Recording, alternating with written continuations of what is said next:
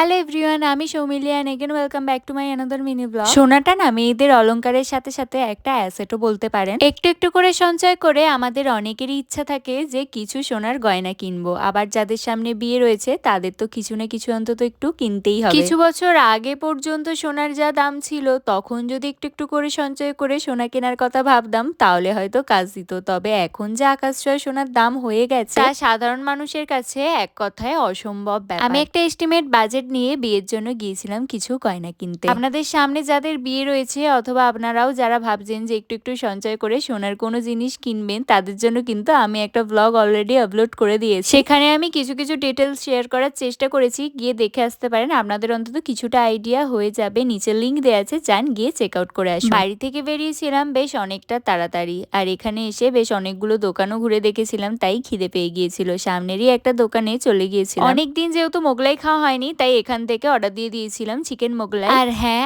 আমি একটা blog upload করার পরে অনেকেই আমি দেখলাম আমাকে জিজ্ঞাসা করেছিলেন যে আমার বিয়ে কবে সেই সম্বন্ধেও কিন্তু আমি সবকিছু শেয়ার করে দিয়েছি ওই ব্লগের মধ্যেই। ব্লগটা দেখলে আপনারা হয়তো বুঝতে পারবেন। আর যারা যারা আমার চ্যানেলে নতুন ভিডিওটা দেখছেন, চ্যানেলটা কিন্তু অবশ্যই সাবস্ক্রাইব করে রাখবেন। ওখান থেকে বেরিয়ে আমরা একটুখানি খেয়ে নিচ্ছিলাম ফ্যানটা। বাইরে না ভালোই ঠান্ডা আছে, যদিও বা আগের মতো ঠান্ডাটা নেই, অতটা একটু কমে গেছে। তবে রাত যত বাড়ছে বাইরে বেরোলে মনে হচ্ছে যে হ্যাঁ, ঠান্ডাটা এখনো ভালোই রয়েছে। আচ্ছা, আপনাদের ওখানেও কি ঠান্ডা এখনো রয়েছে ভালোই, নাকি কমে গেছে? আপনারা কে কোথা থেকে দেখছেন আমার ভিডিওটা অবশ্যই কিন্তু কমেন্ট করে জানাবেন। আর সামনেই আরো অনেক কিছু আসতে চলেছে, আপনাদের সাথে সব এক এক করে শেয়ার করব। সবাই ভালো থাকবেন, খুব তাড়াতাড়ি দেখা হচ্ছে পরের ভিডিও।